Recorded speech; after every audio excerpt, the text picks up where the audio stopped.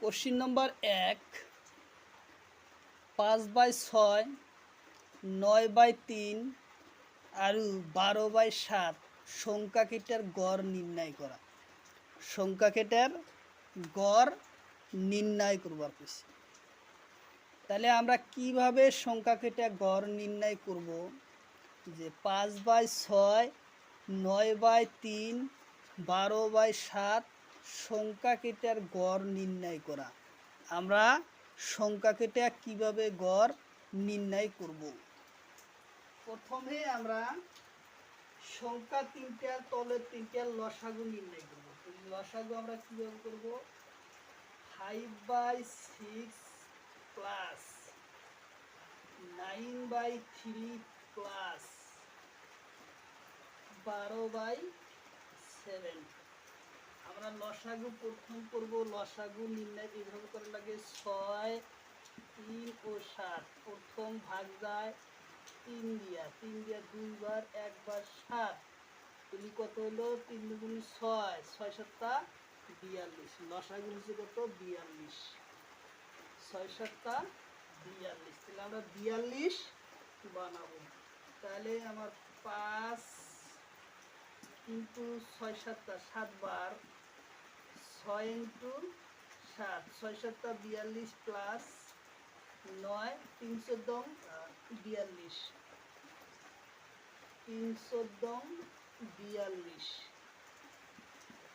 3 14 42 যোগ 12 6 7 42। তাহলে কত হলো? 7/6। তাহলে আমার মানটা আসলো। তাহলে আপনি 5 7 35 প্লাস 6 7 42 যোগ 14। তাহলে তো 4 নং 36-এর 6 হাতের হলো 3 9কে 9 আর 3 10 11 12। তাহলে কত হলো? 12 126 ইন্টু কত? 42 প্লাস 5 বারং 60 6 বারং 72 ও 72। তাহলে এখন মিশা দিয়ে জায়গা হয় না। তাহলে আমরা উপর থেকে গণিতটা করি। তাহলে সংখ্যা আমার চলে আসলো কত? 35 126 72। লসাগু চলে আসলো আমার কত? 42। তাহলে আমরা এখন যোগ করব। যোগ করলে কি কত হবো? 126 72 35। তাহলে হচ্ছে আপনার কত? 6 দিয়ে 8 8 5 13 13-র 3 হাতের হলো 1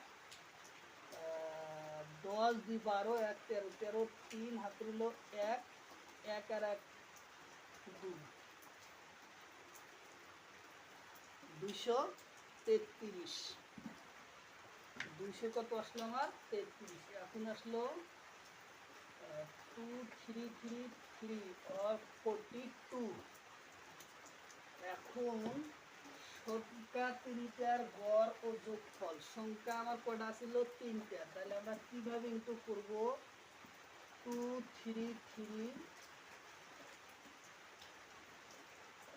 42 ওর ভাগ কত? 3। যেহেতু আমার 3টা সংখ্যা আছিল, তাহলে 42-তে যদি ভাগ আসে তাহলে আমরা উপর মিশে দেই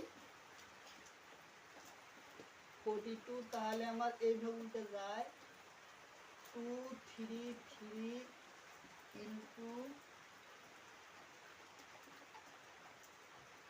যেহেতু তলের সংখ্যা 42 42 সাথে 42 3 পূরণ হইতেছে, তাহলে হচ্ছে 42 পূরণ 3। তাহলে এই সংখ্যাটা আমরা এইভাবে লিখতে পারি। তাহলে এখন আমরা কাটাকাটি করে দেখব কি হবে। 3 14। তাহলে আমরা এখন 233 3 দুগুণ 6 3 দুগুণ 6 3 4 12 126, 3 দুগুণ 6, 3 4 12, 126। 126 দিয়ে এটা কাটাকাটি করে কত কত যায়, তাহলে কাটাকাটি করলে আসবো 1.9 প্রায়। আমরা সাইডে এটা প্রমাণ করে দেখি, আমি প্রমাণ করা হয়েছে, আপনিও প্রমাণ করে দেখবেন যে 2.70 তাহলে ভাগ কাটাইছে একবার 126, 9 থেকে 6 গেলি কত 3 আসলো তোমার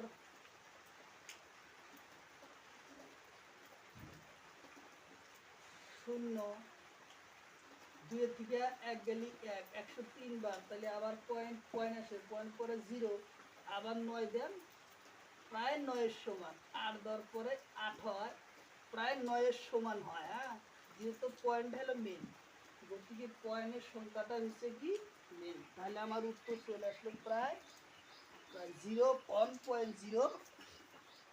তাহলে উত্তর আমার চলে আসলো কত 1.9, প্রায় এত পরিমাণ সংখ্যাটা আসলো। কোশ্চিন নম্বর 2, রাম রাবণ প্লাবনের গড় বয়স হলো 21 বছর। রাম রাবণ প্লাবন আৰু বৰুণৰ বয়সৰ গড় হল 23 বছর হলে বরুণর বয়স কিমান। তাহলে আমরা বরুণর বয়সটা এই জায়গায় নির্ণয় করবা কইছে।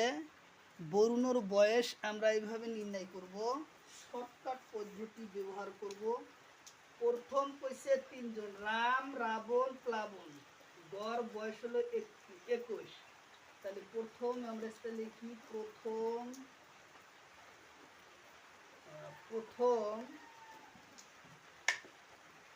3 জনের গড়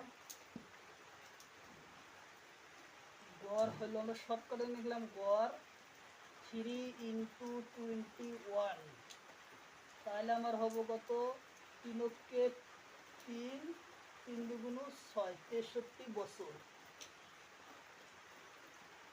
63 বছর।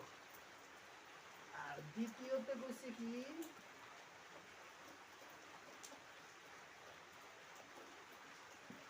দ্বিতীয়তে 4 জনের গড় বয়স কত 4 পূরণ 10, তাহলে আমার কত হলো 3 4 12, 2 হাতের হলো 1, 4 দুগুণ 8, আর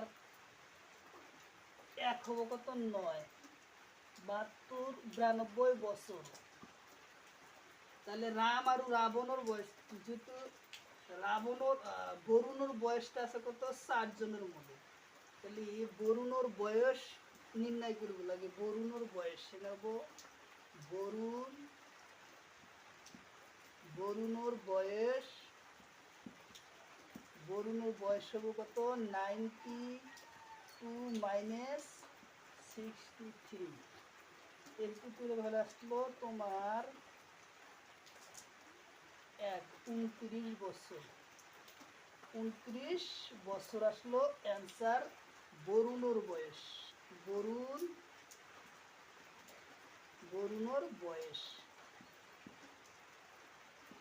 বয়স 29 বছর আসলো।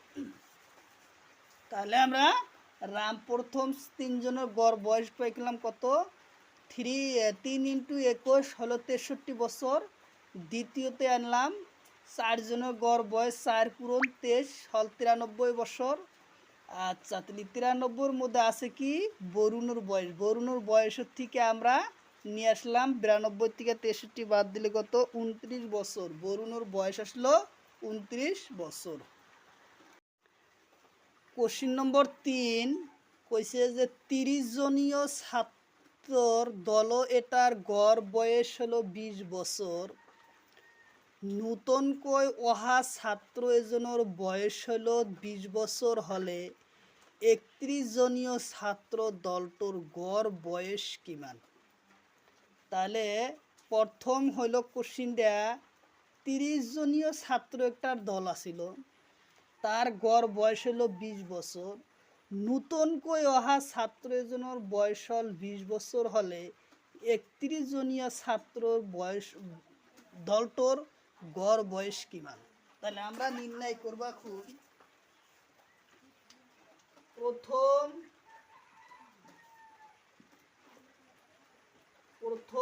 30 জন ছাত্রর গড় বয়স 3 into 20। তাহলে আমরা কত পেলাম?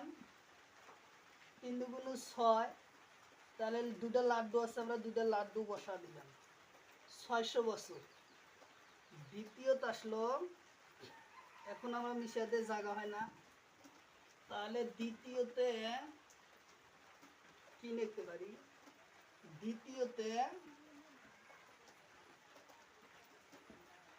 দ্বিতীয়ত হলো 31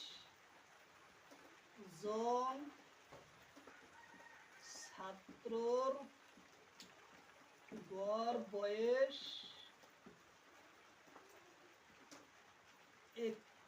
সরি এটা হবে না। দ্বিতীয়তে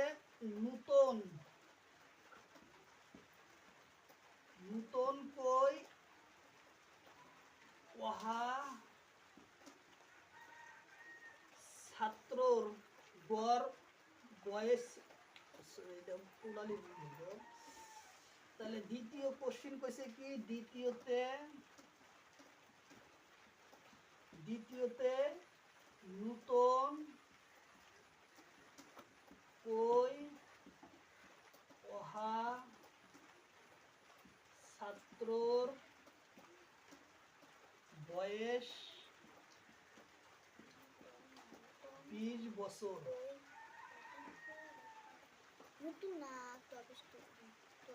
গড় বয়স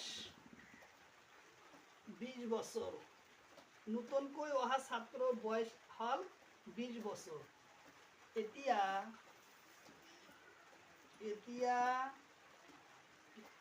31 জন ছাত্রর গড় বয়স হব